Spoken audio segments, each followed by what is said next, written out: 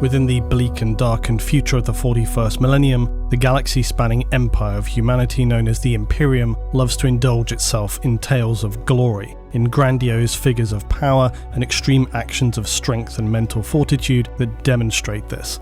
Its military, both in defense and offense, utilize weapons and quantities of material at an extreme scale.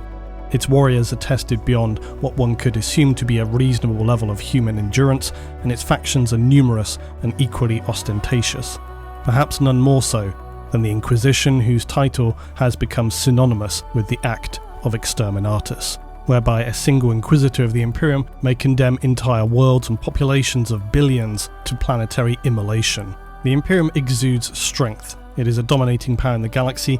Granted, it remains under extreme pressures from so many enemies, yet there exists one faction within the Imperium which remains more critical to the successful defense of its empire than all of its military forces combined. And beyond this, it ensures the Imperium may operate at its most basic logistical level, an often forgotten organization known as the Navis Nobilite, more commonly referred to as the Navigators. Many high-ranking Imperial servants and governors have learned the mistake not to misunderstand the power that the Navigators can hold both individually and as an integral organization within the Imperium. Navigators can strip the flesh from your bones with merely a gaze and blast a person apart, leaving nothing but a pile of shivering meat and steaming bone. Navigators do not merely chart a course for starships of humanity, they're immensely powerful psychers of a kind, and are rightly respected for the power and importance they wield. Few factions within the Imperium hold the scope and power of the great Navigator Houses of the Navis. Their position of control over nearly all Imperial shipping positions them almost beyond the control of both the Administratum and even the Inquisition itself. For without the Navigators, there is no Imperium, no warp travel, no human galactic empire. There are many groups, individuals and mechanisms that are important for humanity, but many of these could be lost, and with them, the hope of survival. In the dark future of humanity, approaching the end of the 41st millennium, there are three absolutely essential components that enable the Imperium to function at all: the Emperor of Man, the Astronomicon, and Imperial Navigators. But service is not the only role to which Navigators participate in, for while an Imperial philosopher may posit that life is the Emperor's currency and his servants throughout the galaxy must choose carefully in how they might spend it, Navigators know that life is not the only currency. Trade contracts, lucrative rogue trader exploratory missions, and other more questionable actions are made possible by the Navigators. Theirs is a world of shadow, intrigue, fame, honor, and deceit. A single Navigator of legendary success may pull their house bloodline up to a world of high status and opportunities only open to the most favored. Yet achieving this comes at extreme risk, and gambling of fortunes can bring down a house to a point of exile just as easily. Navigators are some of the few in the Imperium born into privilege, yet their lives could hardly be something one would aspire to. They want for nothing and surround themselves with luxury, yet they must also endure the most dangerous of all roles within the Imperium, to open their minds and gaze upon the ocean of souls that is the Immaterium. Navigators have ultimately one sole purpose in life: to enable warp travel for the Imperium. Were it not for Navigators, then the Imperium and humanity would slip back into a near unescapable age of darkness, essentially the second age of strife. And without the Emperor walking among us to lead humanity out of this darkness, it's reasonable to speculate that this could finally mean the end for humanity, or at least on a galactic scale. Before we launch into more about the Navigators, I think it's important to mention that there is one other psychic class of human which is so integral to the operation of the Imperium, and that is astropaths. Astropaths are also essential to the continued existence of the Imperium. However, I would argue that while communication, which is their purpose, is important, the literal ability to travel at all takes a higher place of importance. Astropaths are the means by which humanity communicates between distant planets. However, a common misconception, and something which contributes to the confusion of fact and reality in the Imperium, is that astropaths do not communicate with clear, precise transmissions of text and data. This isn't Star Trek, we're not doing subspace communications here. For astropaths, communications are in fact extremely vague and require an unbelievable amount of skill to decipher what amounts to nothing more than beamed emotions and mental impressions. Not to mention the fact that unlike a navigator, astropathic communication can be highly dangerous and will often lead to an astropath's soul being lost to the void. Astropathic communication at significant distance is not especially common. It's difficult, it's dangerous, and more often than not, any message received is so vague even the most experienced astropaths can find it near impossible to decipher, or perhaps at best it is unclear as to the intention of the message received. There are times when an approaching enemy is so terrifying that the vision sent through the Imperium is clear enough to understand, but even then, often the biggest problem for astropaths is the correct interpretation of a clear message. If you received a mental image which you knew the origin point of from, say, a specific star system, but all the image you received was perhaps a battle or some vague other imagery, just even pure emotive sense, how can that dictate an action? You could end up sending an entire fleet to its destruction mistakenly.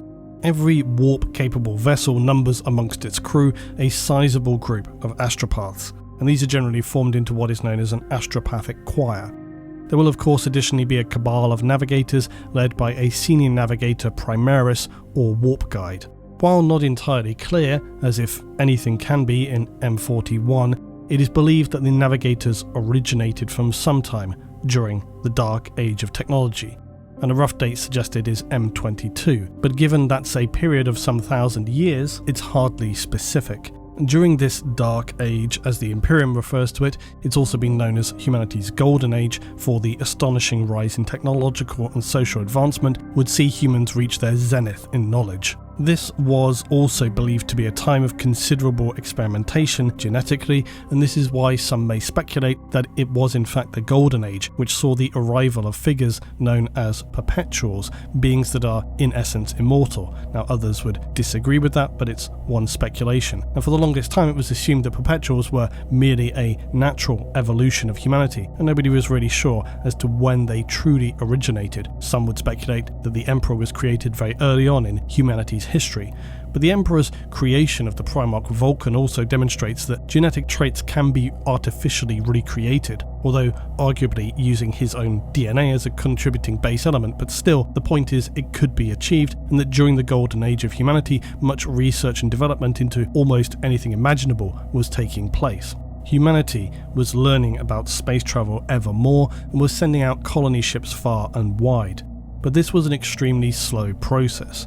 So in the period of M22, when we saw the arrival of this so-called Navigator gene, just how or why this occurred is not specifically known. It may have been as part of a deliberate study to enable humanity to travel the galaxy faster, or perhaps it was as a result of some exposure or proximity to strange warp behavior during a voyage. This of course all sits within the context of a somewhat parallel appearance of psychers among humanity, and just as with the Navigators, there are those who would claim that humanity is entering an entirely new phase of its natural evolution, that one day human psychers will become the norm and not the exception.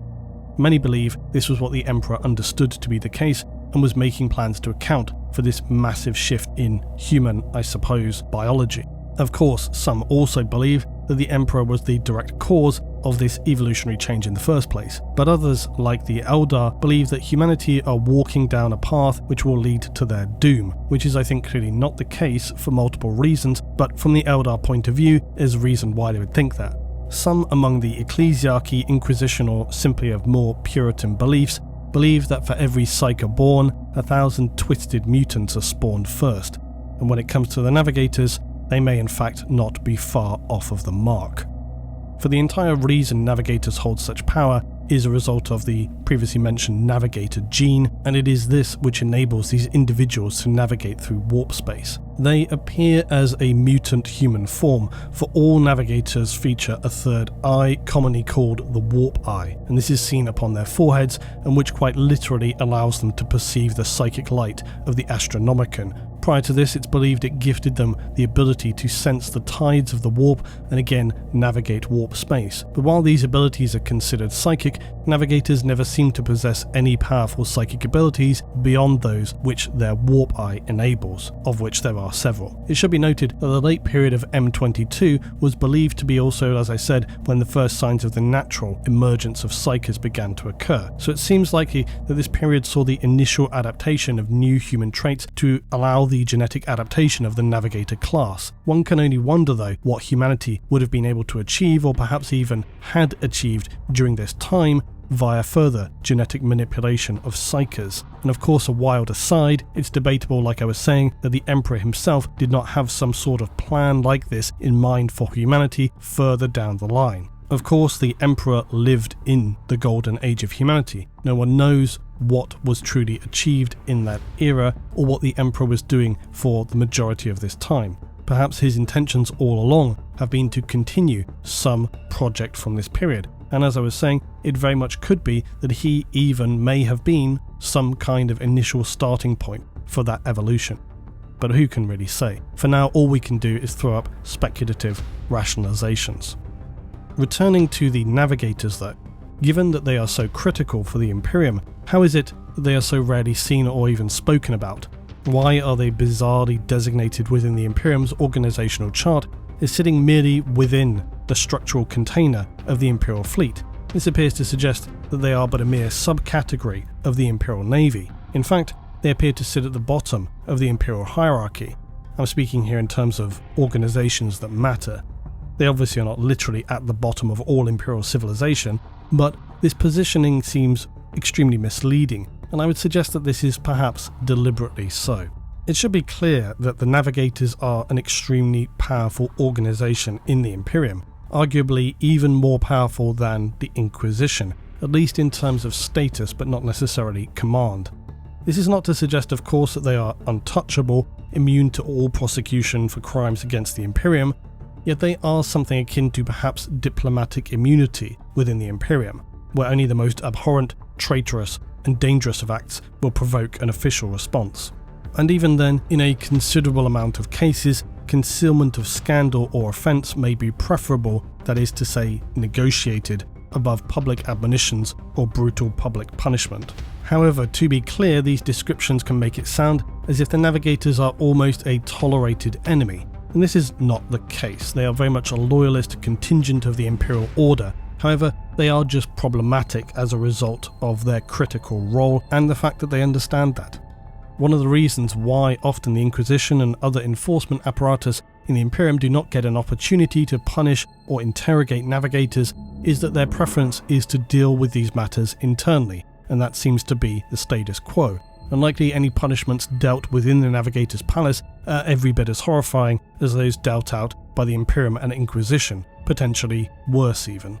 Unusually, unlike so many factions of the Imperium, Navigators appear to remain unconcerned when it comes to pursuits such as seeking advancement for themselves or their guild. I'm speaking of course in the sense of the wider Imperium. They generally appear collectively content to remain forgotten, rarely distant from a chance to step back into the shadows. They don't seek attention nor glory nor celebration for themselves in a large sense. Their lives are dark and mysterious. That's not necessarily to say this is the case on an individual level, but collectively as an organisation, they don't seek to make huge waves. But detailed information about their internal organisation is very thin. This is again unlikely to be the case by chance or through want of trying. In fact, it's likely that some elements within the Imperium know full well what occurs within the darkest recesses of the Navigators Guild. They just know it's more trouble than it's worth to take any action, for any disruption between the Navigators and the Imperial Navy and Administratum would cause almost immediate levels of high disruption, perhaps even devastating tactical weaknesses for frontiers that are immediately under pressure from the enemies of man. Navigators who are not out on active assignment aboard ships will reside on Terra within the Navigators Quarter. This is a lush, grandiose sector with a vast palace complex. Its noble houses and internal workings are very closely guarded, and it's natural, of course, that citizens spread rumours about dark and abhorrent activities beyond its closed doors, and these seem to ever persist. likely because, from what we seem to know about the Navigators, it's very probably true. They're generally immune from Imperial law, so who can imagine what decadent and horrifying activities take place within the Navigators' quarter? Compounding these speculations is the fact that it is not perhaps common knowledge, but within some officials of the Imperium, it became known that the Navigator gene itself can only be preserved by, to put it politely, intermarriage. It is fully lost when a Navigator would breed with an ordinary human, and so, very unfortunately, they must reproduce within the family, as it were. It was seemingly this factor that is said to have preceded the development of the closely related Navigator families, and it is likely because of this that many suspect these frowned upon practices are the least of the Navigators' decadence, twinned with the fact that they're hidden out of sight and exist outside of Imperial law. For those who are tasked to venture out into the void, away from the luxury that exists within and below the palaces and grand estates of the Navigator families, the unknowable sights and activities of the Navigator quarter are but nothing to what they must endure out among the stars. Navigators will spend the majority of all voyages in isolation. They're also entirely forbidden from uttering to others just what it is they see within the formless wastes of the Imperium. It is an immense burden they must carry alone as they look out into the blurred, chromatic landscape of the Sea of Souls. Semblances of structures, rivers of pure, saturated vibrance that flow upon themselves infinitely. The white-hot emotions of humankind given shape and form. These words are absolutely nothing, not even the most vague outline of what a Navigator must bear witness to when they finally open their mutant eye to the eternal darkness, guiding their Imperial ship through warp space, can do any justice to the horrors that the Navigator must endure. The primary role of all Navigators is, of course, navigation through the warp. While the rest of the ship's crew and the ship's captain will maintain the systems of the ship, keeping the vessel's plasma and warp drives functioning and its Geller field intact.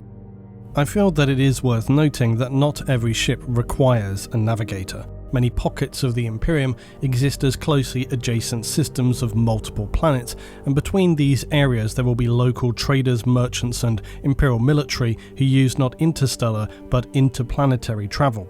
Simply put, they just use the ship's engines to travel, with no need to enter the warp at all. This is of course far safer for very obvious reasons. Solo couriers, haulers, miners, even passenger vessels, and yes, believe it or not, pleasure craft may operate within localized systems. Because they cannot enter the warp, ships of this configuration are commonly referred to as system ships.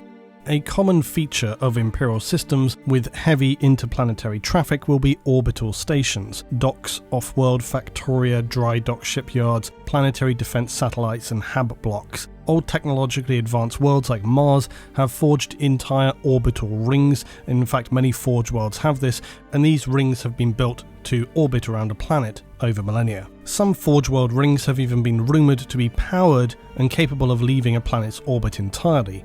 In stark contrast with what are believed to be the common system-limited vessels, interstellar starships are actually considered to be quite a rare sight, which may surprise those of us familiar with the tales of the Imperium, which is why it's worth reminding that the tales of elite forces of humanity are just that. They are elite, they are uncommon. For any ordinary trader, rogue or otherwise, attempting a crossing through warp space is extraordinarily dangerous. Jumps of just a few light years are considerably hazardous without a navigator to guide the ship, but apparently they are possible if a course is well established and carefully laid in. For all other travel across the stars requires a navigator, and any ship with a navigator is effectively controlled by the Imperium, the key word there being effectively. The difference between interplanetary and interstellar ships is that interstellar ships are fitted with a warp drive. And again, important to remember that warp drives in 40k are not the same as warp drives in other fictional verses. All it does is it allows them to push through the membrane between the material universe and the warp, or you might say to tear a portal between the immaterium and the materium. Once they're in the warp, they just use the standard engines of the ship. While in the warp, you then have the Geller field form a teardrop of reality around the ship to allow it to be propelled and prevents the surging energies within the warp from just destroying the ship. The warp drive is always buried into the safest possible location deep in the heart of the ship. The function and operation of warp drives are very closely guarded secrets of the Adeptus Mechanicus and the Navis Nobilite. A navigator must study the flow and fluctuations of the warp as well as the distance and strength of the Astronomicon. Using this information, they will inform their captain to make course corrections and when it is best to leave or enter the warp. Transitioning between real space and the warp is not especially challenging, although there can always be a role for a navigator to play here. Once the vessel has fully transitioned into the warp, all rests upon the navigator. For without them, the ship and its crew would have no idea whatsoever of the dangers or direction they may be facing as they stumble around blindly in the void. They may exit somewhere facing extreme danger, far from any human systems. Worse, they may exit directly into the path of a Xenos world or fleet. Even more likely, they would be lost in the void to be eventually torn apart by the raging tempest that is the Imperium. But what is the process by which navigators allow ships to travel through the warp? Well, firstly, a navigator must determine the length of any given passage. As I've touched on previously at length, the concept of time is very difficult to relate between real space and the warp, and so navigators must measure in what is called subjective time. This time experienced by those travelling through the warp is different from that which passes in the material world, and ships have been known to arrive to destinations centuries late, or even, in rare situations, arrive before they originally departed, leading to further troubling questions that I will not venture into today. It's generally seen to be accepted, though, that the easier a passage through the warp, seemingly the more stable the sense of subjective time has been observed to behave. This does not mean it's specifically relative, but it is more subjectively relatable, apparently anyway. Because of this, an experienced navigator should be able to make a prediction for their ship as to the estimated length of passage and arrival, especially on well-worn routes through the warp. These are rarely exactly accurate, but it is enough to be practically reliable. This, though, can always be disrupted by warp encounters, turbulent storms. A navigator may have to alter course in transit or even exit prematurely should the dangers within the Imperium become too significant. When making these estimations, a navigator must also gauge the strength of the Astronomicon in order to calculate their distance and position relative to Terra. It's not to say that without the Astronomicon travel is impossible, but it will rely solely then on the navigator's experience, and even with the most experienced of navigators, it's an extremely risky endeavour to undertake. Once the Astronomicon has been located, the navigator will chart their course. However, this does not always mean consulting physical charts. It requires them to gaze into the warp itself and determine the stability of their route and passage, and were there to be any significant warp disturbances along the route, a good navigator will likely have detected it. Failure to do so can prove to be catastrophic for all concerned. When a ship has finally begun its journey, it must then be steered through via the collaboration of a navigator and crew, yet the instability of the warp itself and an accurate course charting are by no means the only dangers facing a ship and its crew. There are many others waiting in the darkness of the void. One of the most terrifying is of course warp intrusion, and for most aboard a starship, the Sea of Souls is a bizarre, terrifying place to be. Nightmares and strange happenings are always rumoured aboard a ship whilst in transit through the warp. There are tales of monsters, leviathans of the deep that hunt the Imperium's currents, and this is told between fearful voidsmen during any voyage. The officers and senior staff of a ship know more about the truth, as would any raised among the void-born, but they are always conscientious to keep it to themselves. They know full well that the Imperium is a place more than just a haunted region. They know that the warp watches them, knows them, and worse, hungers for all of them. Above all, they know that anyone aboard a ship could become a conduit potentially for some warp-spawned horror that could destroy them all. Against the predations of the Imperium, a starship's only defense is its Gellerfield. This truly miraculous relic of the Dark Age of technology generates a bubble of reality around a starship, as we noted before, and the warp's denizens cannot pierce through this. By this alone, a starship may sail protected through the perilous warp. Of course, no technology, especially in the 41st millennium, is infallible, and Gellerfields are known to fail. Should even a momentary failure occur, a ship will find itself in the gravest of danger. Even the smallest essence coming aboard can spawn a demonic beast of astonishing strength and ferocity, create nightmarish and ghostly phenomena that can wreck instruments and plow through the crew like an unstoppable pandemic. If a warp entity that breaks through is weak, it may seek out equally weak-minded souls to possess. If it is stronger, it may manifest unaided as a demon and wreak havoc or forcibly twist, mutate, slaughter its victims. No matter the strength of the intrusion, it is absolutely vital that the crew respond quickly before the ship itself is compromised and potentially lost. Bulkheads across the ship will be automatically sealed, armsmen and officers rally the armory, and then with cannons, saber and boarding flamers, teams of armsmen will scour through the ship from prow to stern to clear it of the appalling demon taint. If they're successful, the starship may survive to return into real space. If not, it will likely become another anonymous lost ship. If a Gellerfield, though, should fail permanently, it is very likely the starship will not survive at all and be dissipated into the Imperium as it is torn apart by warp currents.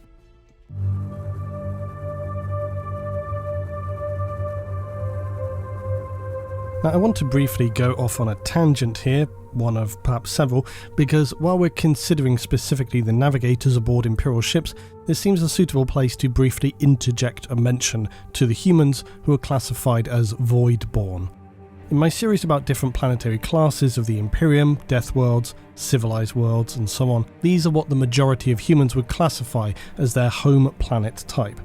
This classification will have a direct and important impact on the development and skills of individuals born from there, as most humans will be unlikely to leave their home planet, and for the few who do, most will enter the Astra Militarum. A tiny percentage will be nobles who have been granted rogue trader status, and then we also have graduates of a Schola Progenium. All of these may well ascend into the stars. Imperial fleets are vast, not to mention the smaller continual transports and trade ships which traverse the void and help enable the Imperium's logistical structure to function. Imperial ships can vary in size from 700 odd meters in length up to 8,000 meters. That means larger Imperial battleships can be anything up to 5 miles in length. Crew complements vary wildly from tens of thousands up to millions, which might sound a lot of people to fit within that 5-mile space, but bear in mind that's not accounting for the internal space on the largest of ships, which when spread across multiple habitation crew decks where infantry will be heavily concentrated, it's very feasible. While military forces will rotate through ships, those serving aboard at a senior level may find themselves similarly assigned to other craft as they're promoted or needed. But for the lower serving members of the Imperial Navy, or just on more industrial vessels, rogue trader administratum, any number of roles, there will be a near permanent labour force who once aboard may never again step foot on a planet. Many generations will pass aboard these vast vessels, with many never having known anything other than travelling across the silent sea of stars. It's worth remembering that within the Imperium, while some ships travel only with local or adjacent systems taking perhaps months or at most years to travel between, as we noted, some ships traverse the entire galaxy. And even then, perhaps despite using the warp, it may in fact be several centuries before they reach their destinations. For the stricter military vessels like those assigned to the Astartes, Imperial Navy and other high-status Imperial ships, much of its internal goings-on will be heavily structured and disciplined. Upon more exploratory or trade vessels though, lower decks or the very dark and lowest levels of a ship can be more, let's say, unregulated. Walking these near abandoned, dark, cramped levels may find odd figures, strange people, mutants, sometimes heretics, often just those who carry out their daily tasks and know nothing more. Most often though, Voidborn are loyally dedicated to their ships, ensuring they maintain maximum efficiency, for they all depend on it for their very lives. They will often keep themselves to themselves and not wish to mix with planet-born humans, who themselves view the Voidborn as suspicious. There is something about having lived only among darkness that ordinary planet-born humans can pick up on. Some call it a coldness, others feel the Voidborn have an aura of something darker. If there's any truth to this contamination, who can say, but knowing all humans in the 41st millennium appear to have a level of very low psychic activity, apart from very obviously the nulls, one wonders if those who exist solely among the stars do not somehow gradually absorb some of the dark energy that exists within the warp, Gellerfield or no. Whatever the reason, you might want to rationalize it with radiation, gravitic or temporal distortions, low oxygen, limited genetic pools, unusual speech patterns. There's just something off about void-born humans. While many Imperial ships have a military role, active or subsidiary, there are many other classifications which also may harbour the void-born. Gigantic space stations the size of cities, mining installations fixed to massive asteroids, orbital dry dock and refit stations, often unclassified.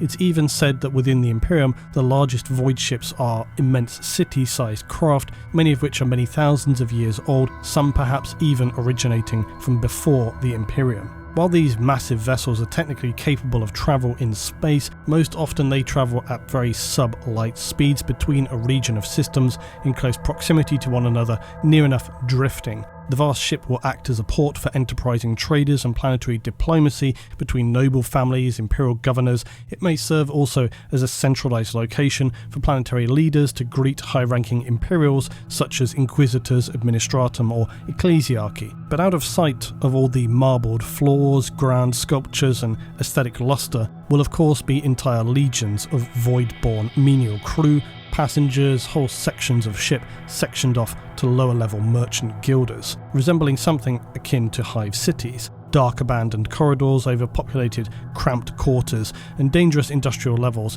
where the air itself burns to be breathed without respirators, while far above, senior nobles will enjoy the freshest of fruits and real meats from many worlds. No matter all these civilian goings-on though, for be it a low-level trade ship, a critical inquisitorial mission, Astartes battleship or city-sized space station, you'll always find sitting adjacent to a ship's captain a member of the Navigators, a silent, strange individual who exudes a dark and unplaceable power. Ordinary humans would step aside and bow their heads for the undisputed masters of void travel, or the Navis Nobilite.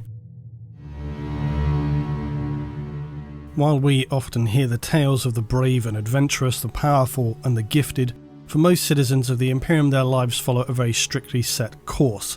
From birth to death, their fate is but a road to travel down and not stray off of. And for some Imperial citizens, like those of the Navis Nobilite, they will have absolutely no choice as to their lot in life.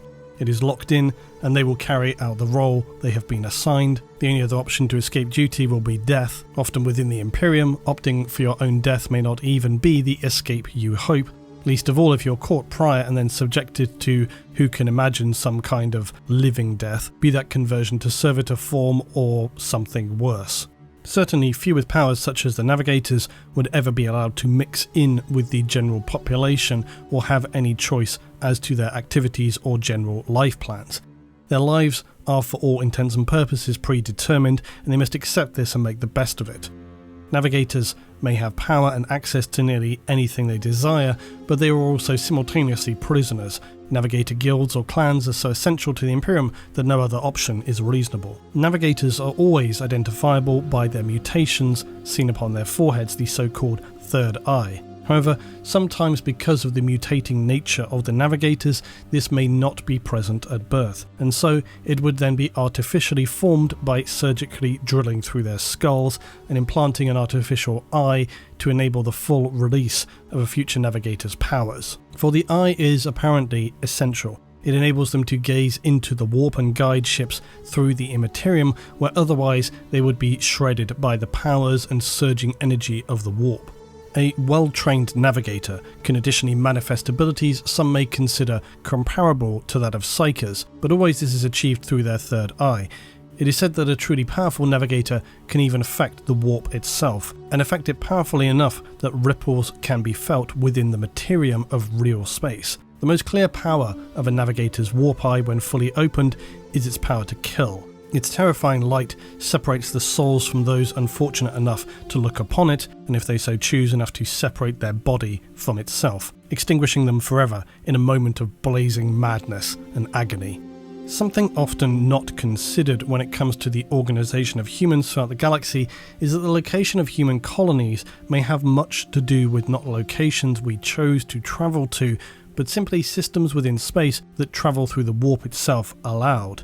This is something I've often realised in conversations is not a part of the 40k verse that people seem to have fully understood. I think this is because in most space fiction, humanity has vessels that are seemingly able to use faster-than-light ships or linking jump points that allow them to go basically wherever they please.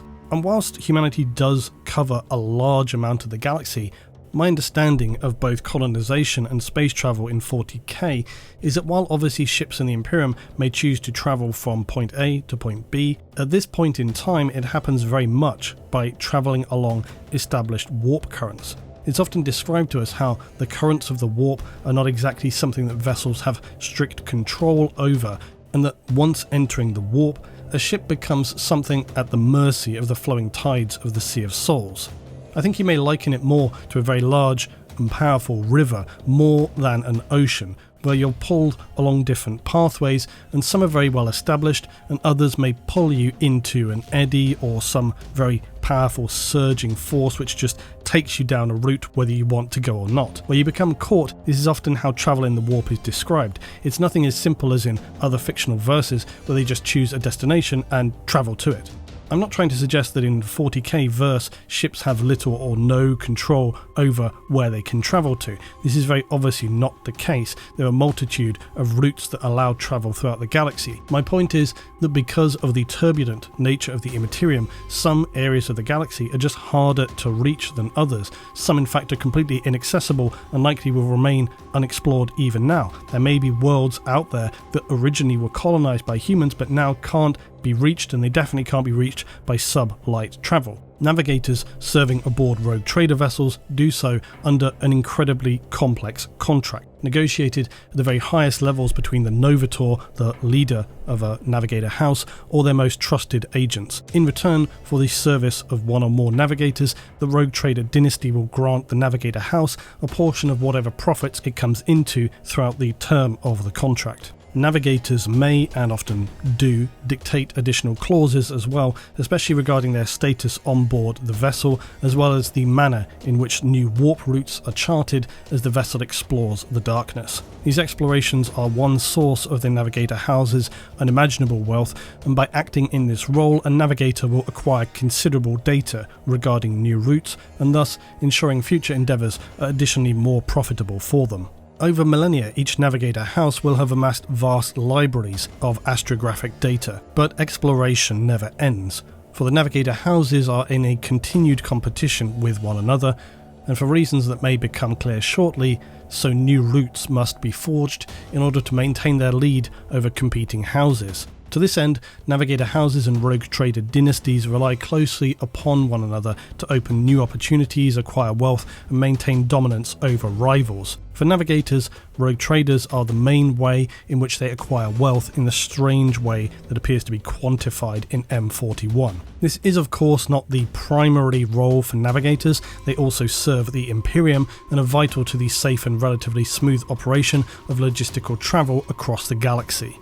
It is an honoured duty imposed upon the Navigators to guide Imperial ships via the most efficient paths as they travel in warp space. They will be housed within darkened stasis chambers wrapped in size shielding to create powerful barriers between themselves and the warp, and of course the Gellerfield, and even then the entities that live within the void may still enter a Navigator if they drop their mental focus for even a moment. When in this state, the Navigator will see and feel more of the warp than any other member of humanity. They can see and sense the shape of their ship's Gellerfield, the strange ethereal shapes formed by the imaginations of the ship's crew that surround them as they traverse the Imperium. Their own voices, fears, doubts, guilt call to them, attempting to trick their own minds into submission.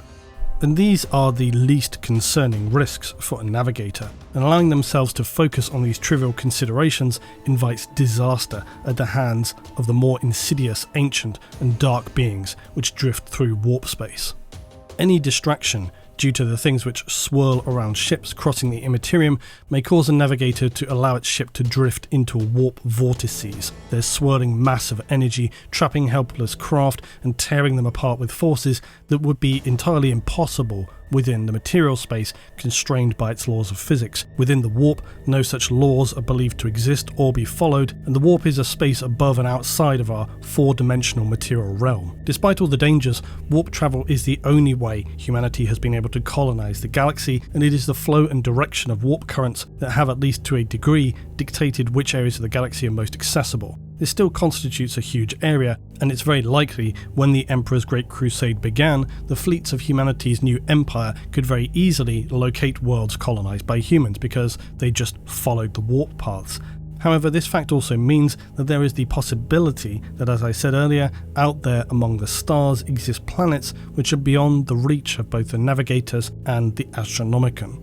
Broadcast from Holy Terror by a choir of psychers focused by the Emperor's will, the Astronomicon is the essential tool that enables galactic space travel. It stands as a burning psychic beacon reaching out across all of space and gifting navigators a point of reference by which they can attempt to plot courses through the directionless, swirling seas of endless chaos. Despite the Navigator's powerful abilities, were it not for the Astronomicon, not even the most powerful of navigators could pilot a ship or plot a course for the immense voyages required to cross but a quarter of the breadth of the Imperium. The very obvious question people always ask immediately is, well, how did navigators or even humanity travel before the Astronomicon? The answer is, well, space was, at different times, very calm. Obviously, during the Age of Strife, it was very disruptive, but in the Golden Age, it would have been far more peaceful, and thus, it would have been much more easy to travel. But what about after the Age of Strife, but before the Astronomicon? What happened then? Well, at that time, while the Emperor was still walking among humanity, he was able to use his immense psychic power to enable warp ships to travel very easily. Then, later, he would build the Astronomicon to take over that responsibility.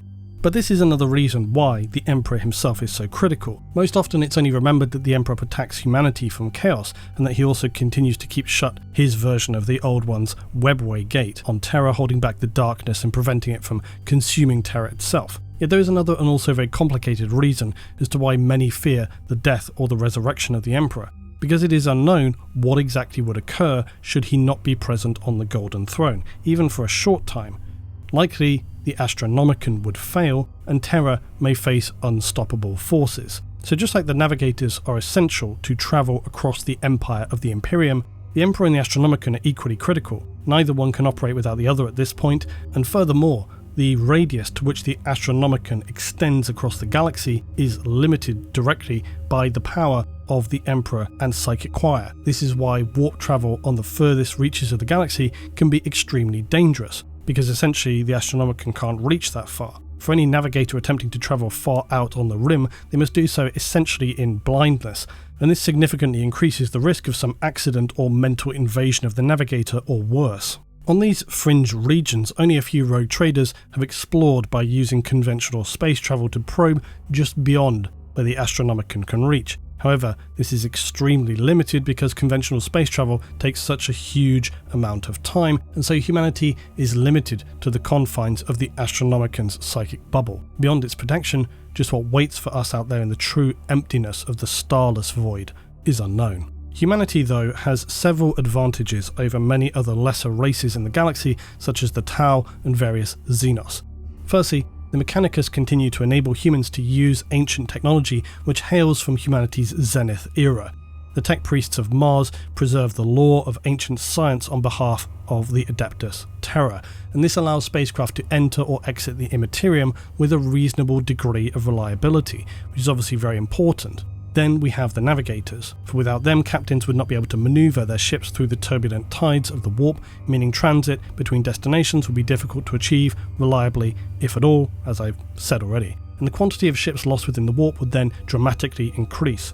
Logistics and military support in defense of the Empire would essentially cease to be reliable, if not just cease altogether, and as a result the enemies of humanity would soon dominate. Then lastly, as described, we have the Astronomicon gifting the Navigators a reliable, fixed point of reference within the warp to guide and orientate themselves from. Without this, the significant majority of voidfarers would be lost.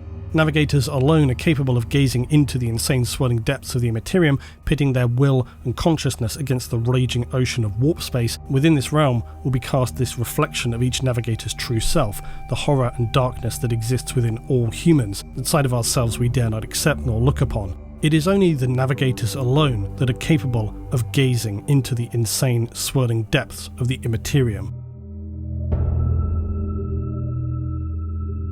The Navigators tell how to gaze into the warp is to look into the abyss. To understand insanity itself is to become insane, and the worst of all is the knowledge that as you gaze upon it, the warp is looking back at you and laughing. What does this mean, and precisely why is the warp so dangerous to look upon? Why are ordinary humans incapable of looking upon the Imperium? Yes, the horrors of the warp, the shifting sea of the collective nightmares of all humanity, but what truly is it that threatens us mere mortals with the loss of our minds, and more dare we to look upon the void? Now, if you will grant me a lengthy and perhaps unnecessarily rambling tangent, which I will attempt to relate to the dangers of gazing into the warp, also now the great rift known as the Cicatrix Maledictum, torn through the galaxy, and described in recent works as capable of sending humans insane just by gazing up to the stars and looking upon its gaping maw of an abyss for too long. I will hope to make something of a coherent point in relation to this. Now, you may well remember the quote I consider relatable to 40k from Terrence Malick's movie The Thin Red Line, adapted from James Jones' novel, which asks about this great evil, where did it come from? Finishing with the ambiguous question, is this darkness in you too? Now, I've often wanted to talk about that film. Will I one day? Maybe I'll start a channel just for me to talk at excessive length about movies. Tell me your thoughts about that below. The Thin Red Line is set in the Pacific theatre of World War II, and many would, and I have seen do, take that film at face value, assuming it to simply be another war film exploring the by now heavily covered nature of human suffering, sacrifice and strength while engaged in warfare. This is not to say it doesn't function well as a film about these things, and it can be viewed through that lens, yet it very clearly is not primarily focused upon those areas. In the movie, the war setting of the Pacific merely forms a backdrop, harrowing and emotional nonetheless, for a film which attempts to ask us existentialist questions about the relationship and place between nature and humanity. The film continually displays and references a sense of ethereal natural beauty set against seemingly pointless suffering. Men fight a war of attrition over a hill with extreme suffering on both sides. Throughout, the movie seeks to juxtapose this battle for pure survival against that which exists permanently in nature. It doesn't seek to compare the large-scale warfare of humans against that of the natural world. It merely suggests that warfare is the natural conflict which defines humanity. And this theme, which persists throughout, can be interpreted via the continual disconnected poetic narration. At one point we hear Lieutenant Colonel Tall, who is relieving a captain from duty, and he attempts to rationalise their situation and the nature of warfare by use of their surroundings to illustrate his point, saying, "Look at this jungle, look at those vines, the way they twine around the trees, swallowing everything. Nature is cruel, Staros." There's a considerable amount more to speak to, but the movie is essentially an existential reflection of the relationship between humanity and the natural world. It seeks to ask us probing and potentially unanswerable questions of existence. Hence the question, is this darkness in you too? How can you answer such a question until you find yourself in that place? And that's the point. It also alludes continuously from start to finish themes of immortality and an eternal cycle of life, which I think, if I did a deeper exploration, could also be highly relevant to 40k and the human condition. One could also imagine quite easily drifting into talking about obvious adjacent references via Coppola's Apocalypse Now, heavily inspired from the novella The Heart of Darkness. Again, could be very relatable to 40k. And so that's really the extremely unnecessary, long-winded point that I'm trying to make. This idea about this hidden heart of darkness, and that's what relates to here in 40k. I probably didn't need to use such a random tangent example, but it was just what came into my head, and I thought it would be good to use it. So for humans in the far future, in 40k, in the 41st millennium, gazing into the warp and the endless void of the abyss, the reason this is so dangerous is precisely because it reveals this darkness in ourselves, just like the concepts in those films. And for the majority of humans, this revelation is something they're entirely unable to process. It may reveal desires and horrors consciously or unconsciously suppressed. These are the things by which the warp is fueled by showing yourself the imaginings, dreams, thoughts and desires that reside within humanity. For any human to look upon the warp is to open their soul, but far worse and far more terrifying, to force them to gaze deeply within themselves as well. Only the strongest of Psykers, Grey Knights, Inquisitors and Navigators are capable of enduring such overwhelming feats of mental fortitude.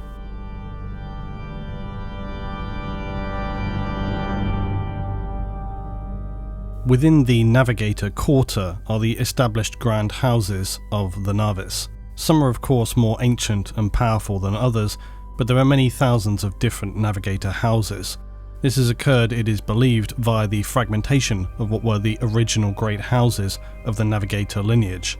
There are several categories to which we can assign the majority of these primary and subsidiary Navigator houses. The largest and most powerful come under the banner of so-called magisterial houses. These are believed to be houses who can trace their lineage all the way back to original Navigator families. They retain ownership of the most luxurious and grand palaces on Terra.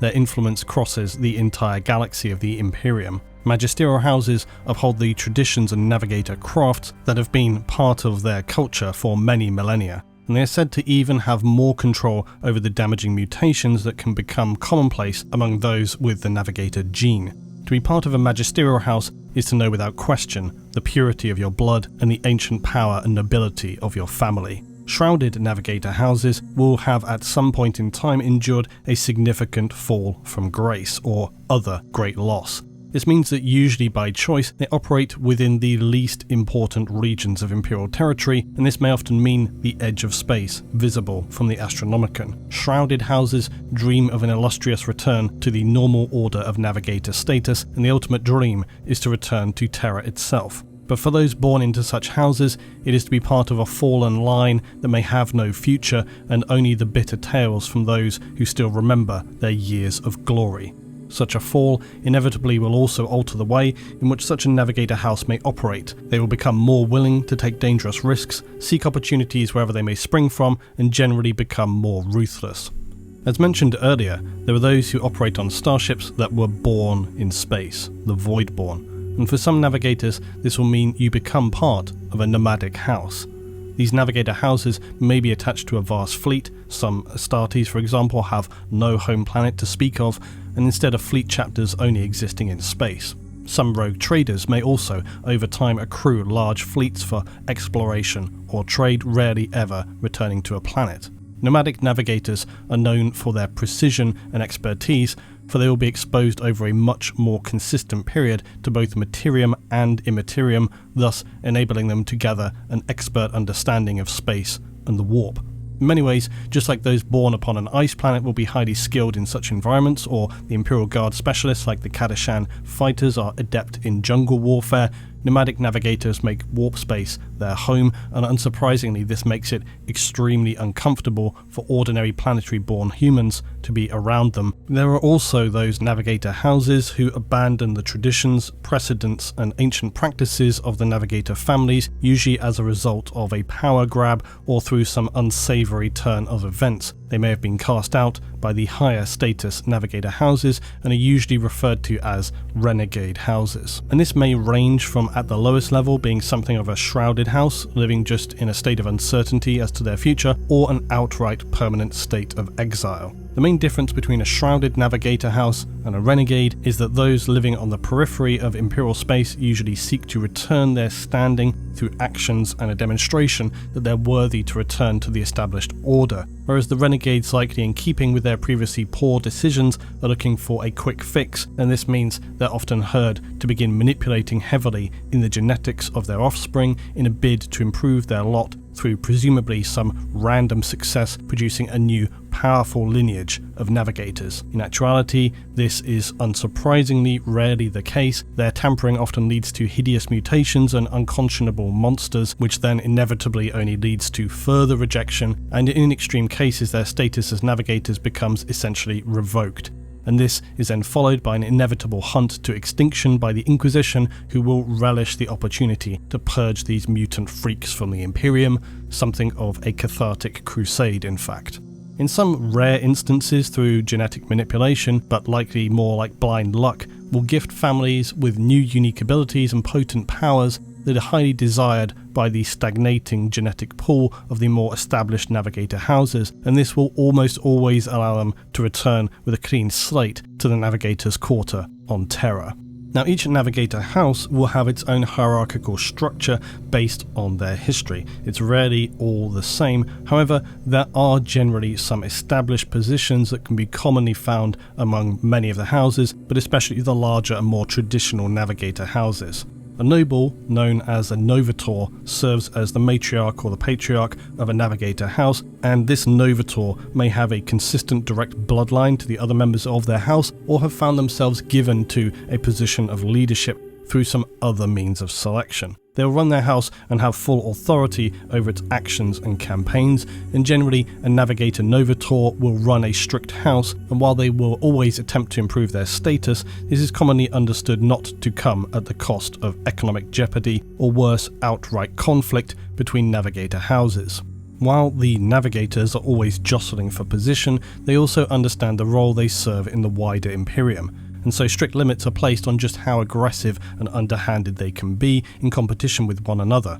This is of course not to say that there are not sometimes those who break the rules and step outside the boundaries of acceptable actions occur. However, when this does happen, it's usually from lower ranking Navigator houses attempting to make an aggressive play for power in quick order, and if their gambles don't pay off or risk spreading where it might cause further disruptive instability, then more powerful houses will come down on them swiftly and likely expel the troublemakers into exile, whilst also absorbing their trade routes and responsibilities in the process. So it's a dangerous game to play. Such incidents are believed to be uncommon, and when they do occur, disruption is usually minimal. The Novators of the different houses occupy the most senior position within a Navigator house, but there is one position above all of these known as the Pater Nova, who looks to oversee the stability and success of the Navigators within the Imperium as a whole. The chosen Pater Nova will live permanently in the Palace of the Navigators, an immense architectural masterpiece which visually dominates the centre of the Navigators' Quarter on Terra. For the security of a Pater Nova and to prevent the unthinkable from happening, security details and in general senior advisors will all be selected from the Pater Nova's own house, and should a new Pater Nova come to power, the entire previous staff will be replaced anew by default. The Pater Nova is sometimes described as the guiding father or mother of the Navis Nobilite, whose powers transcend the warp itself, and this is due to their ability and role in apparently amplifying the senses of other Navigators, seemingly a result of their power as a psyker through their genetic mutations. For any who might doubt this role, it is noted that whenever Pater Novas are replaced, there is a brief period where all Navigators in the galaxy have their senses reduced. This is a very dangerous time to travel through the warp, and so the Navigators will always attempt to make this changeover as quick and frictionless as possible. If there ever were to be a dispute about who should replace an exiting Pater Nova, the reduction in ability by the Navigators would be sufficient to significantly disrupt the Imperium. Some have speculated that without the Pater Nova, it could even mean Navigators would become unable to successfully traverse the warp altogether, a fact they aggressively dispute. But thankfully most Pater Nova will live for anything as long as a standard 1,000 Terran years. When a Pater Nova does pass, all look to the waiting heirs apparent, and these will be from some of the most powerful Navigators in the Great Families. What comes next is a strange and disturbing sequence, as these prospective Pater Nova will undergo a powerful physical metamorphosis. They grow larger, stronger, and the psychic mutations become considerably more pronounced. They're said to adapt and gain astonishing immunity to disease, poison, even the ability to survive in the vacuum of space itself.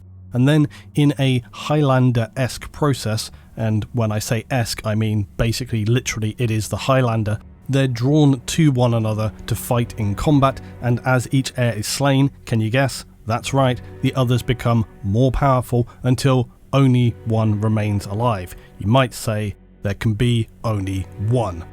Then of course the sole survivor becomes the new Pater Nova, a being of immense psychic and many other physical and mental powers. As this new Pater Nova takes control, all other Navigators will find their abilities increased once again, and so the operations for the Imperium can continue as normal. However, there is one issue that can sometimes cause continued disruption. For those navigators who served the former Paternova's house, they may find their abilities reduced still, and while those belonging to the same house as the new Paternova, they will find their abilities greatly enhanced, even above what they considered their standard abilities previously. The reasons as to why this occurs is not clear. It is assumed that their blood ties somehow enable the Paternova to transmit their powers more effectively to their kin, perhaps some kind of genetic compatibility. With many of the former Paternova navigators will find their powers greatly diminished. This can obviously then create problems, and so this is where legitimate restructuring of trade and highly desirable roles of status may have to be switched as a necessity. For example, a former Paternova's house may have for the last millennia taken the position of navigators on some of the most powerful and politically important vessels, like for example the Lord Commander of the Imperium, high-ranking Inquisitors, Astartes ships, and so on.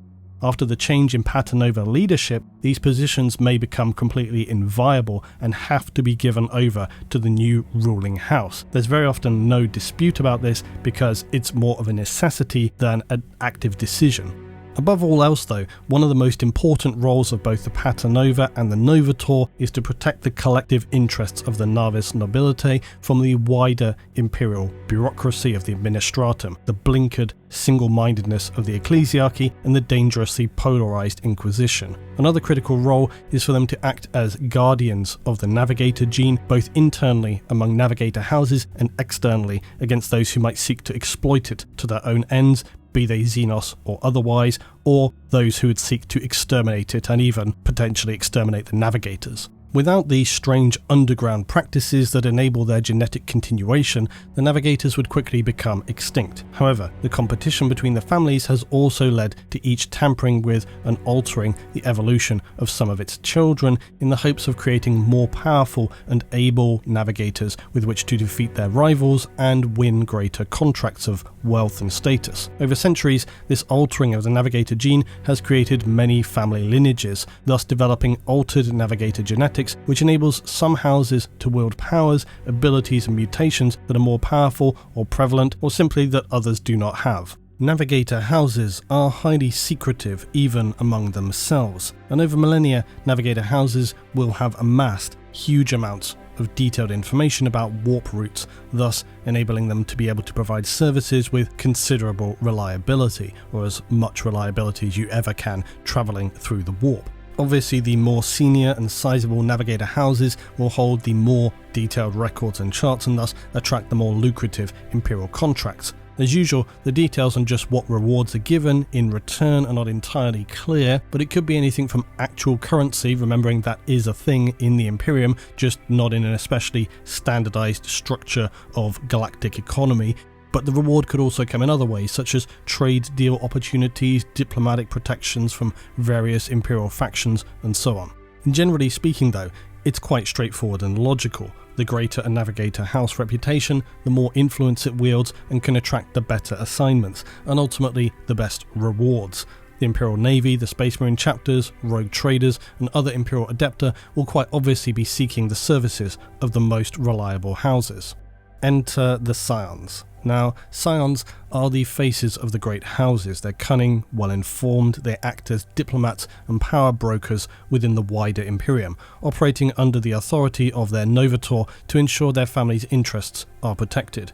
Scions will be considerably well educated, not unlike most other navigators for that matter, but they will additionally be well versed in protocol and the rituals of Imperial courts. To be clear, that's the counselling, diplomatic kind, not the legal kind.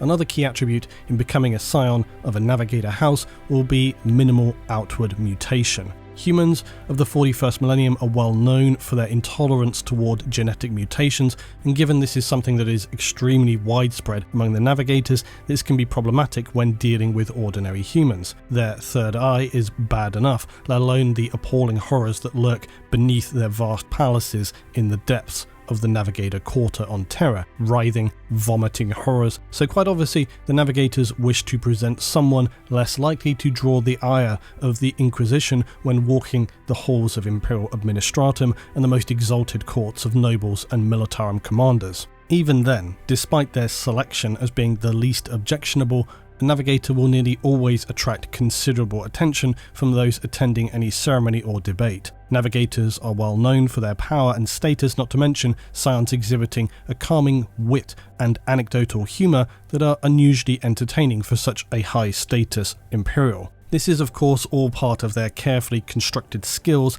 in social manipulation, to which they are, it must be said, extremely adept. Many new and young Imperials have found themselves cut down by the sharpened words of a Navis scion, executed with precision, reminding all of those present that while appearing superficially intriguing, even warm and entertaining, the scion of the Navigators can destroy you, but with the briefest of speeches.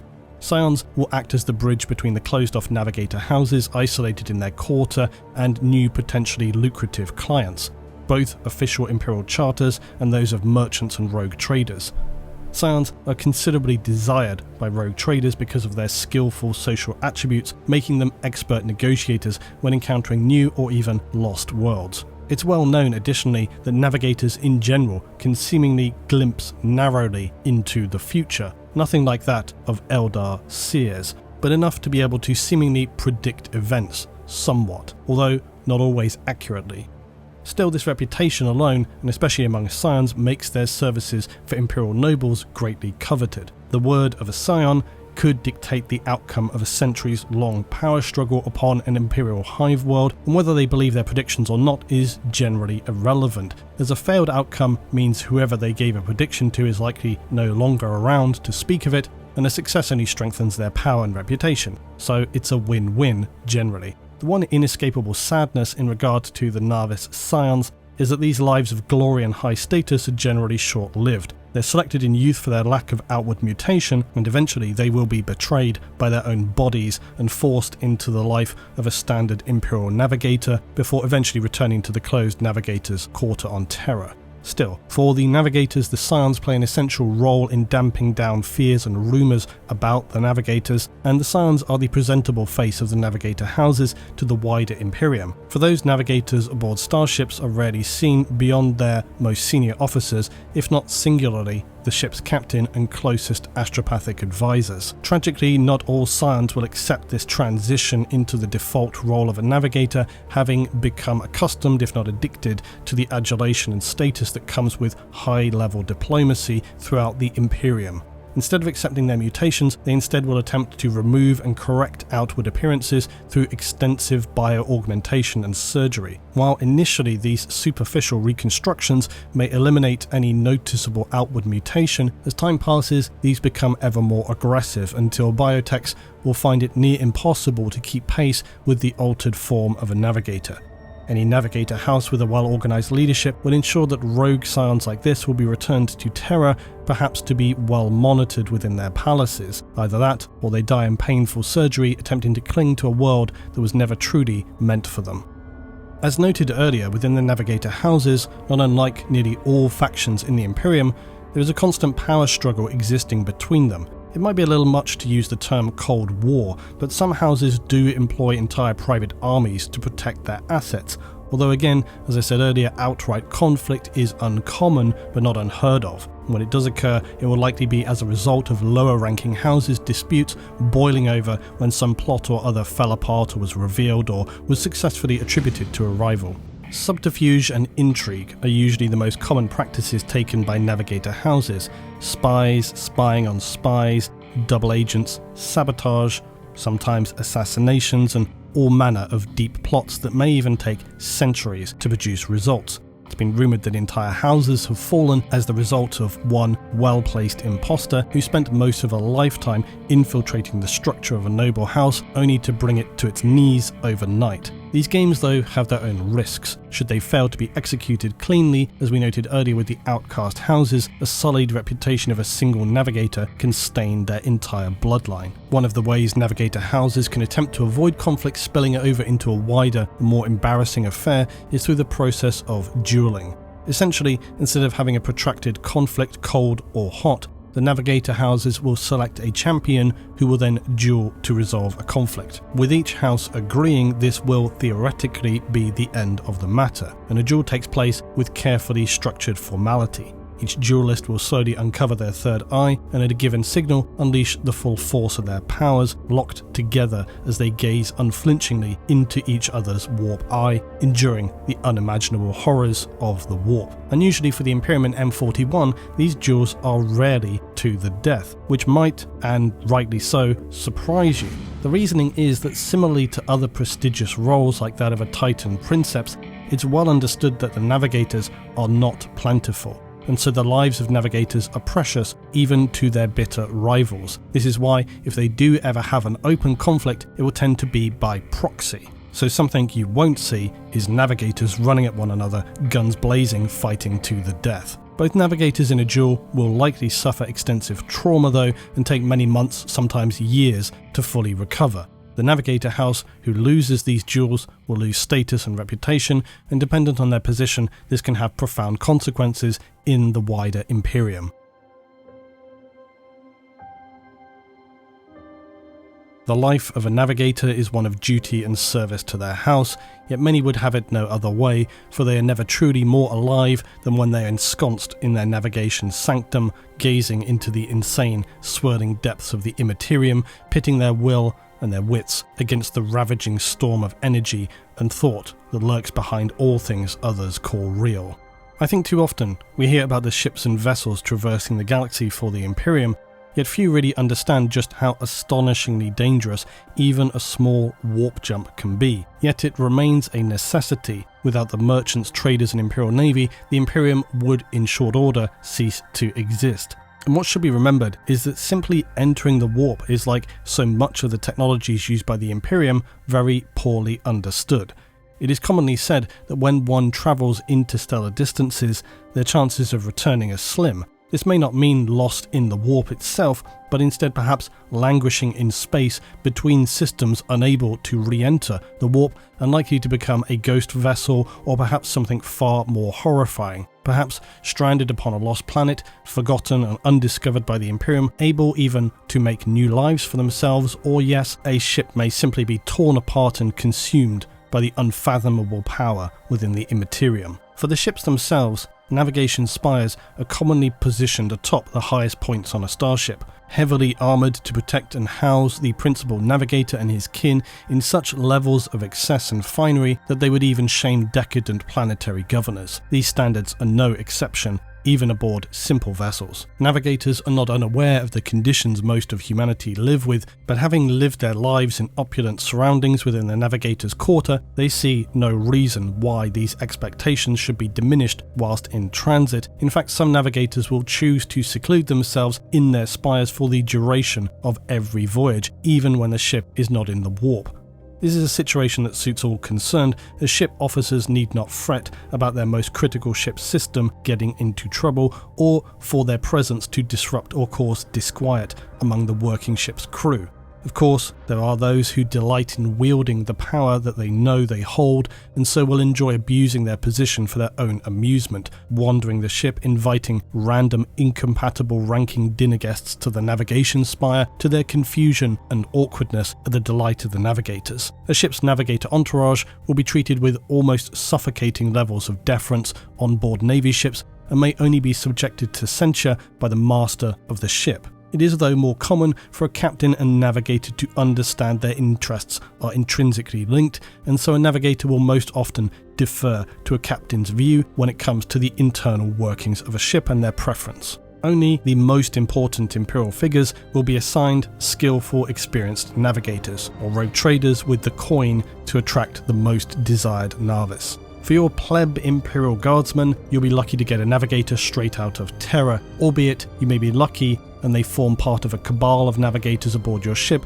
if it's sufficiently large. Otherwise, you might be unlucky, and the navigator's first breach into the Imperium may see their souls sucked from their mortal form, leaving your ship lost and adrift in the realm of unending nightmares. While the navigators are certainly something of an oddity within the Imperium, when set against the darkness of the 41st millennium, not much changes in truth when you get down to the bottom line.